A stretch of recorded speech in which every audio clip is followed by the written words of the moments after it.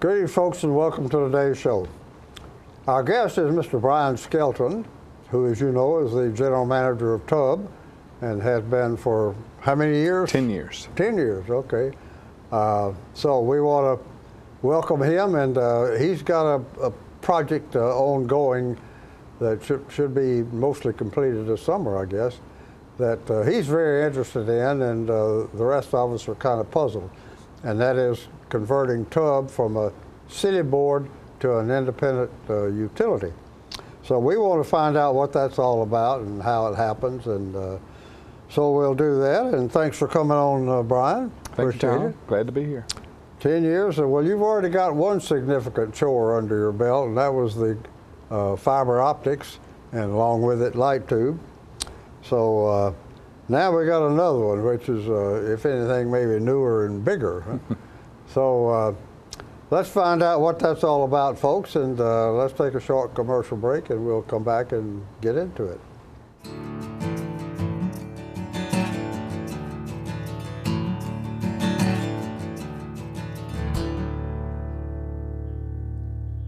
All I have to do to think about what I was physically before and what I am now, and I don't ever want to go back to that original situation. The overall mission of the rehab team is always what is best for the patient and how we can facilitate maximum potential from every resident. Well, the most important thing to me is that I'm allowed to do whatever I want to do, you know. Everyday miracles at Life Care Center of Tullahoma. Tired of paying for monthly telephone service, expensive long-distance bills, and all those crazy taxes? Are you sick of spending money on telephone equipment, maintenance contracts, and service calls, all for a phone system that shackles you to 100-year-old technology and your desk? Stop it. It's time to ship your phone system to the cloud. What can the cloud do for you? Bring together remote offices, workers, and employees in the field. Make sure that you'll never miss calls by delivering them to multiple devices. Modernize faxing by allowing multiple faxes to be sent and received at once, and delivered to email. Get your voicemail messages instantly through email too, and take advantage of an endless supply of customizable features. Host My Calls can deliver the cloud. All of this technology with low upfront costs and not one penny in capital expense. It's time for a phone solution you'll truly love from Host My Calls. Call the number below.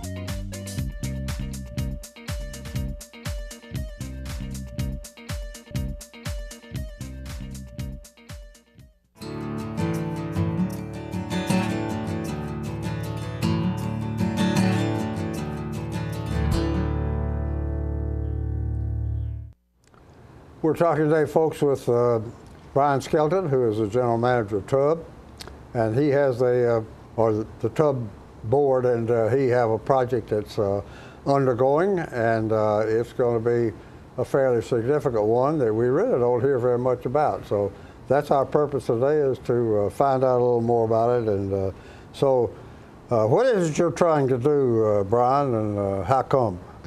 Well, we're going through the process to become a utility authority instead of an independent board of the city as we are today. And this has been discussed by our board for several years, because there are 3 other municipal utilities in the state who've already undergone this process, that being Jackson, Bolivar, and Brownsville. And we were interested in it and thought that with especially us being in the fiber business, and maybe one day there being the prospects of us being able to expand outside of our electric footprint, this would put us in a better position to be able to do that. And I can, of course, go through and explain some of the rationale behind that also. Okay. Independent utility, okay, and well, what's your status as we speak?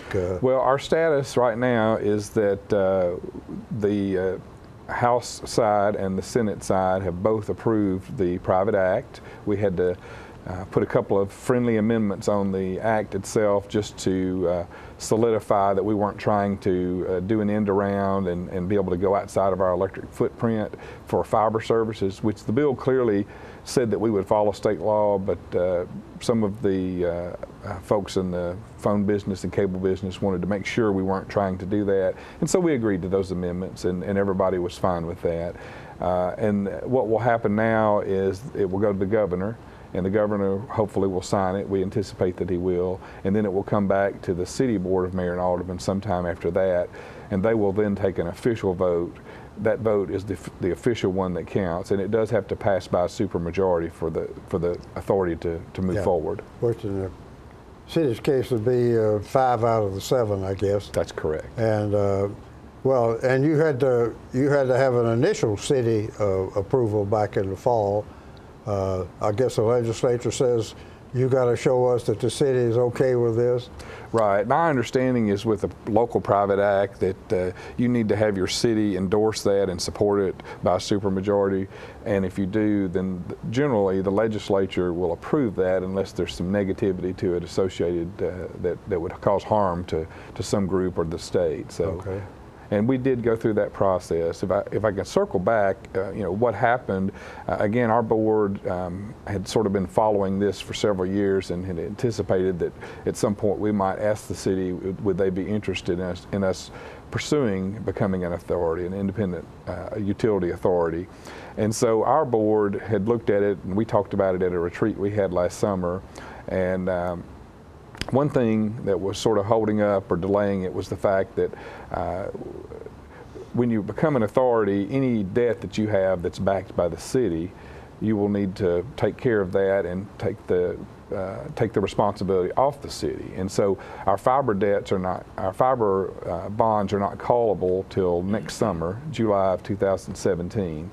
But you can advance refund those and go ahead and do the financing and be prepared that when they're callable, just pay them off and you'll have your other loan ready to go. So that's what we're planning on doing. So our board made the decision that we wanted to consider doing an authority. We had someone from a financial advisor who works with municipals. They came and talked to our board.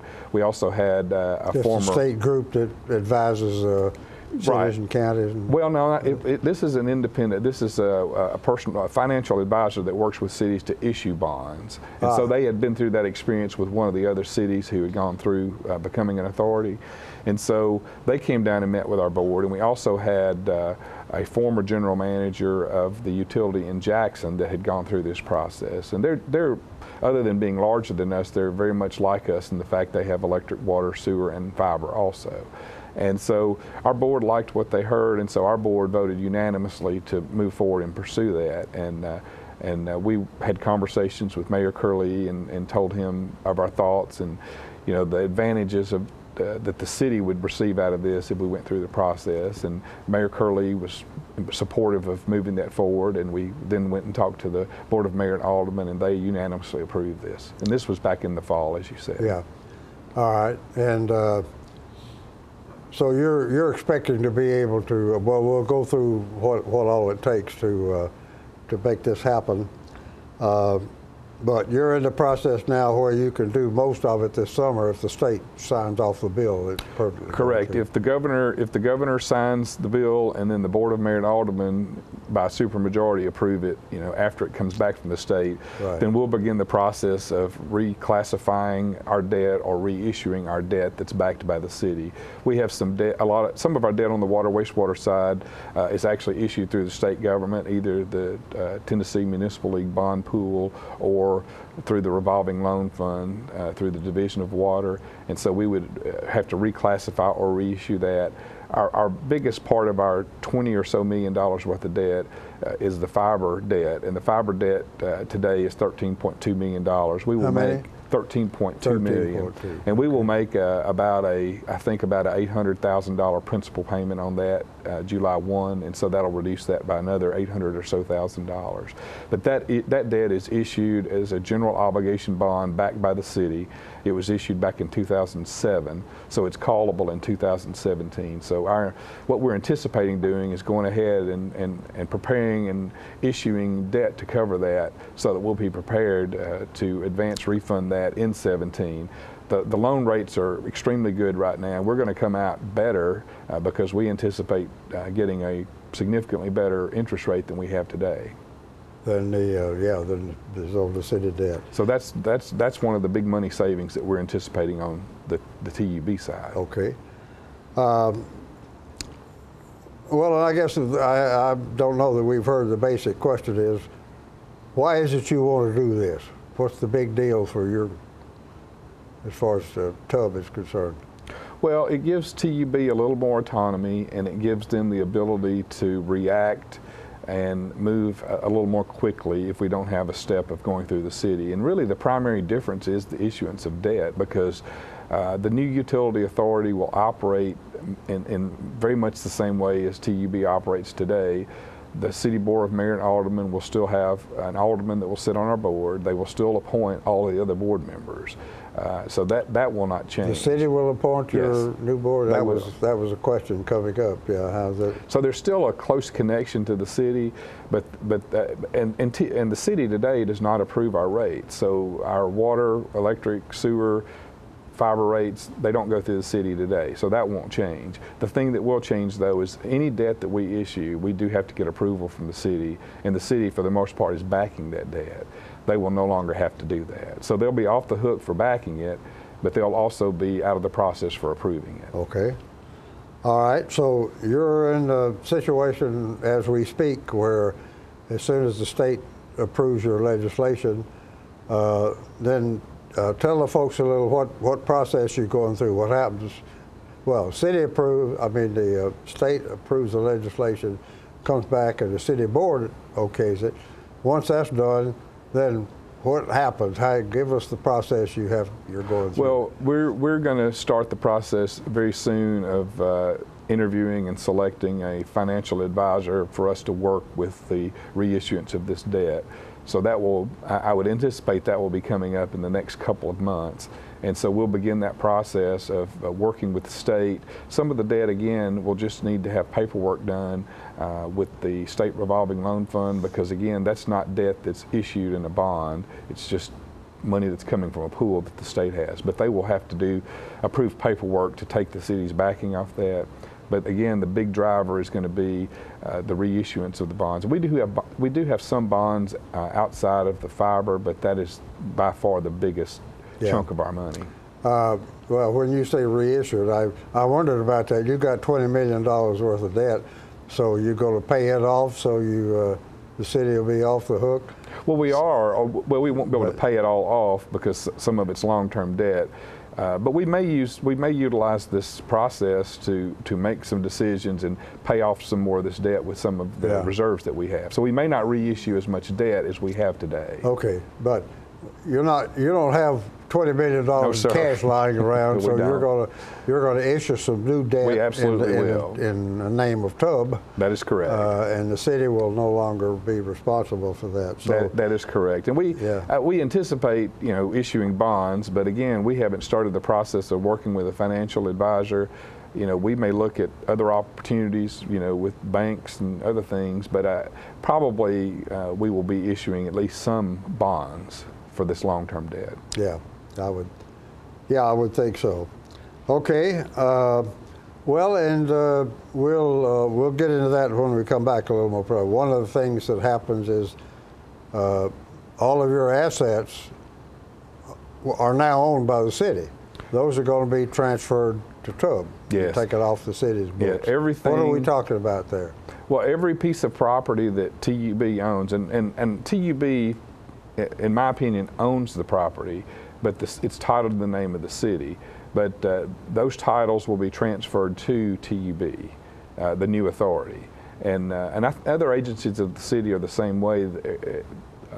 Real properties are titled in the city's name, even though, the airport authority or whatever authority, maybe they have property or they do some kind of financial transaction. It's titled in the name of the city, but it's paid for by that authority. Okay. All right. Well, let's take a short commercial break, folks, and then we'll come back and get into some more.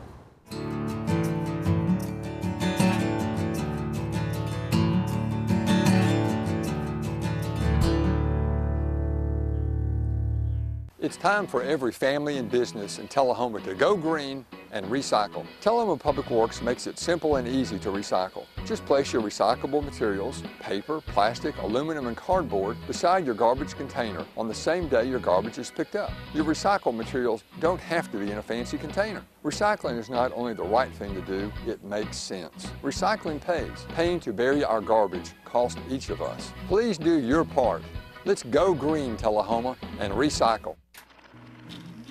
It's your trademark. That's something special everyone knows and remembers. It's your thing. It's made holidays special for decades and summers unforgettable for the entire neighborhood. It's made everyone laugh every single time. Don't let illness or injury keep you from doing your thing. The rehab team at Life Care Center of Tullahoma is ready to help you live well. I'm meteorologist Leland Statham from the News Channel 5 Weather Center. Look to Jim Fuller and crew for local news night here on Channel 6.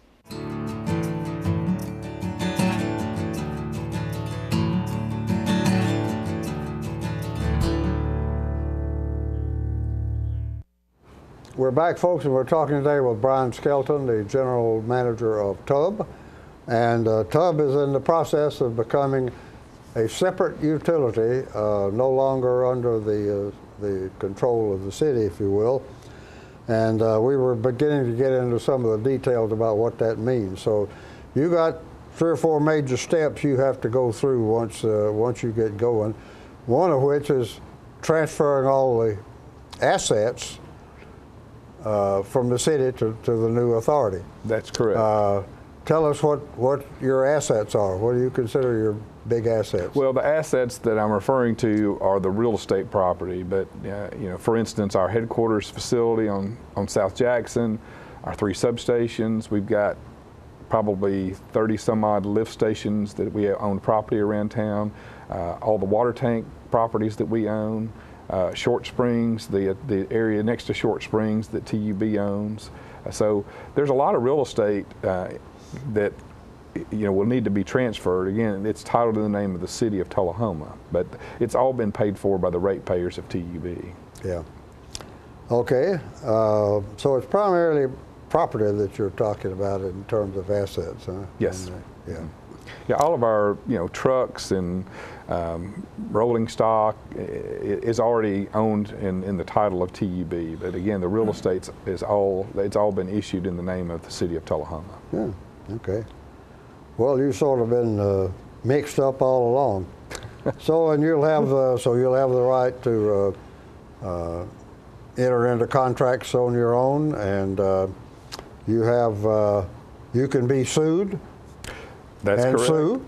That's correct. Not in the name of the city, but in the name of TUB. That's right. And we could be sued today, and the city could be sued because of our connection. But you're right, that connection being broken, the city would no longer be able to be sued for something that TUB could be sued for. Okay. Well, now, one of the major advantages for you, I would think, is the ability to expand your service outside the city limits. I know one of the big items that's been on the table for several years is trying to get fiber out to the Joint Industrial Park in between here and Manchester. So is that one of the major attractions to this? Well, it's certainly attractive in the fact that if the law changes, this authority will not give us any new authorization on that, so we still are prohibited from going outside of our service area with fiber. Yeah. But if that law were to change, and we were unsuccessful in getting it changed next year, but we got a lot of momentum that we hope to carry over to next year and maybe get that law changed. So if that law changes, we would be able to then expand should our board decide they wanted to do that. And the thing that we've wrestled with is, let's just say we decide to go and expand outside of our service area, and we decide to issue a small bond issuance, say just $1 million. The city might have apprehension of backing that because they're basically backing debt to go serve an area outside of the city where the taxpayers that'll be backing that. So we felt like by getting the independence and taking the responsibility off the city, it would let our board make that decision based on whether we could make it stand on its own fiscally. Yeah. Let's talk about the expansion issue a minute. That has come up. It requires a state legislation to okay that. That has come up several times in years gone by, and it has been voted down primarily because of the opposition of all of the commercial providers like Charter, for example. And what's the big advantage of this if without that legislation, what is your feeling about the possibility of that legislation ever getting approved? I think that it will get approved one day. Now, whether it's next year or not, I don't know the answer to that. But I think legislators are hearing from constituents that are in areas that are either underserved or unserved. And to me, by anybody in the state can get internet through a satellite, but it's not, from a practical perspective, it's not reliable, it's not affordable, and it's not fast. So to me, there is a significant segment of our population in this state that cannot get good access to affordable, fast broadband. And so I think the legislators are hearing that, and I think they are ready to make a move. This year was not the year, but I think we realize, first of all, that TUB and the other 6 or 8 utilities in the state that offer broadband services, we are not the solution, but we're part of the solution. Maybe we go out and go outside of our city limits and outside of our electric service area, and we offer broadband to another 1,000 or 2,000 homes that don't have good access to it today. So we help solve that problem. Chattanooga being much larger, they may be able to expand and add another 100,000 homes that don't have broadband today. And maybe Bristol adds another 3,000 and Jackson adds another 5,000. So we're part of the process of getting broadband out into the areas where it's really not available. Okay. Well, aside from things like the Joint Industrial Park, are there some areas surrounding you that you consider underserved that you'd like to move into? Yeah, lots of areas are underserved. And our, we realize we can't go out and serve all of Metro Moore County. I mean, the density of houses are just too sparse for us to make that work. But the fact that we're not for profit and we're not trying to make a certain margin like a private company does, and that's not meaning that it's a bad thing for a private company to make that margin, but just what they're looking for to see if something will work is significantly different from us, because we think we're operating more efficiently, we're operating at a less cost, and we don't have to have a certain margin of profit to determine whether we can go into an area. So we feel like we can go into areas that maybe private companies would shy away from, but we could go and make them work from a fiscal perspective. Well, if that legislation comes to pass, would you be able to expand into Moore County without Moore County okay? The county and Bedford? I hesitate to answer that, but my initial thought is the county would not be making that decision. We would have to get permission if we use Duck River Electric Cooperative's poles. We would have to get permission from them to be able to go into the areas. Yeah. But I don't think the county itself would make that determination. We're already serving fiber, of course, in Franklin County and in Coffee County, because we have electric customers both in the city and outside the city in Franklin County. Yeah, I'm surprised, but you don't have any in Moore. We actually may have 1 or 2 at the edge, but other than that, no. Yeah, okay. All right, well, that's an interesting process. Another thing that is fairly significant is the fact that you would be authorized to use eminent domain. That's the authority of a government entity to move in and take a piece of property even if the property owner objects. And so TUB would have that right also under the new legislation. That's correct. But it would go through a court process. I mean, we can't just go out there and take it. I mean, it would have to go through a court process, and it would be just like it is today, but the only difference is we would be pursuing the eminent domain, whereas today we would ask the city to pursue the eminent domain. Yeah, which they haven't been all that anxious to do, have you? Yeah. And in the time that I've been here in 10 years, we've never utilized that. Yeah. So it's a last case scenario. All right, let's talk about governance. Your board, we've only got a minute. Your board would be created how? Our board would just move into the board of the new authority, our existing board. There is one change in the private act. Our board members currently serve 4 years.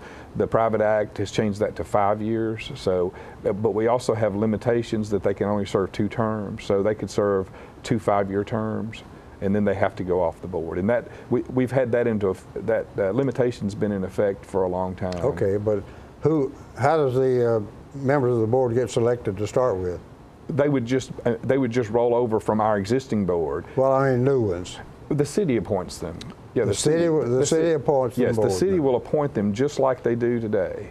And so they will appoint 1 alderman, and they will appoint 4 board members to their terms. The 1 alderman being the official liaison between you and the. But he or she is an official voting member. I mean, it's not a liaison like it is with some boards where they just are there and participating. Is a voting member. Yes, it's a voting member. All right. Well, guess what, folks? With that, we have run out of time. We're going to have to take a short commercial break and wrap up.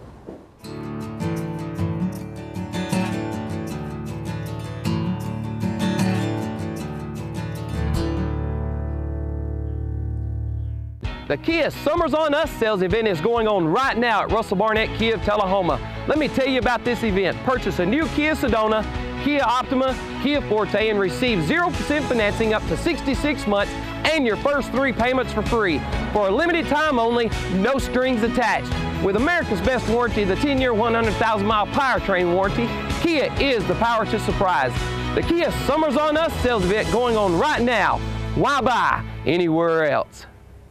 Get your news first, fast, and free with your news leader on 6 every Tuesday, Thursday, and Saturday nights at 6, 8, and 10 p.m. Local weather, sports, community calendar events, and a comprehensive look at the latest news stories and news makers as only a video news broadcast can do. Get it first, fast, and free with News Leader on Channel 6, your local information network.